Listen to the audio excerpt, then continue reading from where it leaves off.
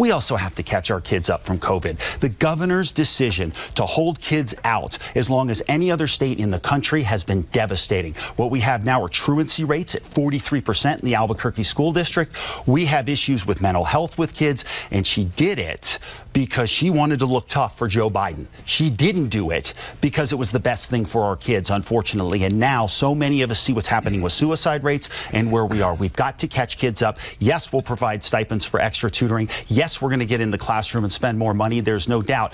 You remember that video? We showed it to you last week. Mark Ronchetti in his debate for governor of New Mexico. We called it Mark Ronchetti Beast Mode. And I said, Doug Blair, get that guy on the show. And well, here he is, Mark Ronchetti. Well, Larry, it's our pleasure. We're actually in the midst of a 42-town, 33-county tour right now, and it has been off the charts successful. People are filling every single room that we go to. There's a real emphasis now from the people in this state wanting accountability from their governor, and we haven't had it. And Larry, the worst thing about that little clip there that we saw is that this governor, while she was shutting everybody down, she wasn't living by the same rules. In fact, on September 18th, 2020, she had a stay-at-home order for the rest of us while she went up to Navajo Lake in northern New Mexico and partied with her friends. Yeah. So that gives you an idea of where she was really at. And what we said to her at the time was, one of two things is going on here. Either you're just a raging hypocrite, or this was absolutely political from the very beginning. And unfortunately, it's probably a little bit of both. Yeah, back. It appears that she's Gavin Newsom without the hair gel and the beaches, but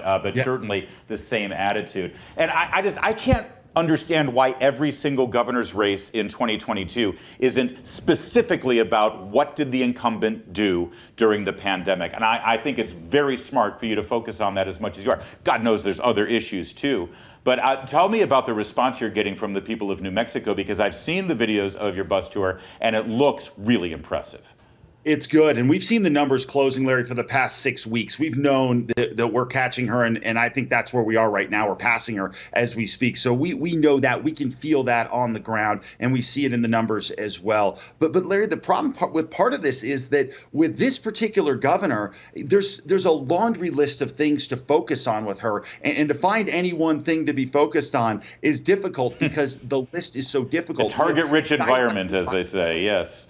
Yeah, we have skyrocketing violent crime, and she's emptied out the prisons. There are 26% fewer people in our prisons, and we're the second most violent state in the country. Yeah. So there's so many of these different issues that we're focusing on, but the energy on the ground here is for change. People have had enough in this state. We have a great state where we don't have accountability anymore for our governor, and that's about to change. Well, that's the thing. People don't think of New Mexico as such a violent state. I mean, New Mexico is a desert paradise. It's gorgeous, the mountains, the vistas. I mean, other than that whole Breaking Bad situation, which isn't your fault, of course.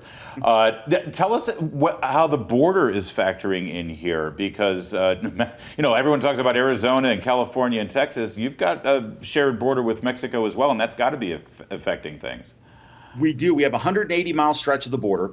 We are 600 border agents short on our sector of the border, and nobody believes Joe Biden is going to fill that gap. When this governor came into office in 2019, she promised to secure the border. What did she do to back that up? She pulled the National Guard, and now we see the free flow of fentanyl into the state of New Mexico, which kills 1 to 2 New Mexicans per day. In fact, we had the largest fentanyl bust in the history of the FBI a month ago with the Sureños drug cartel. And when they were asked, why are you in New Mexico now? Because you had not been there previously. Their response was, it's easy to be us in New Mexico, meaning they get to deal their drugs with impunity, and that's going to stop as well. So we have major issues with border security. We're going to add the National Guard back in, and we're going to add a border strike force to go after not only the fentanyl, but the human trafficking heading up through the state of New Mexico. And we're also going to end the sanctuary state policies that have been devastating, putting people that are dangerous back out on the streets. Listen, the difference between a good night for Republicans and then a red wave and then a red tsunami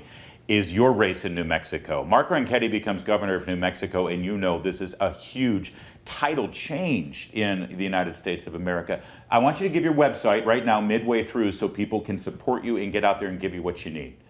Yeah, we would appreciate it. We've outraised this governor since the beginning of the general election, and she has absolutely been irresponsible in the way she's handled her campaign. And because of it, that's why we're going to win. So I would tell you that all we need is the red wave. We get the red tsunami, there's going to be other people coming in too, but we feel great about where things are. I'll tell you though, MarkRonchetti.com, we would love your support down the stretch, because this is one of those things where there are outside groups that constantly come in to try to bail this governor out because the people of the state of New Mexico aren't supporting what she's doing. So she's got to get people from California, New York, and D.C. to come in here and bail her out. We have you, and we would love your help in doing that. Again, MarkRonchetti.com. We'd love to help. Yeah, the Democrat Governors Association is airlifting some money in there for you because they see the writing on the wall.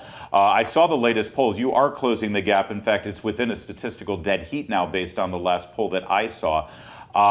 What is it? What is it that's going on in New Mexico, particularly when you talk to these voters, that they're fed up with? Because this has sort of been the status quo in this state for decades now. I mean, Gary Johnson doesn't count, right? Well, you know what's interesting, Larry, is that so as we look at where the presidential is and where the state is, the state of New Mexico has not elected a governor, the same party as the president, in about 40 years.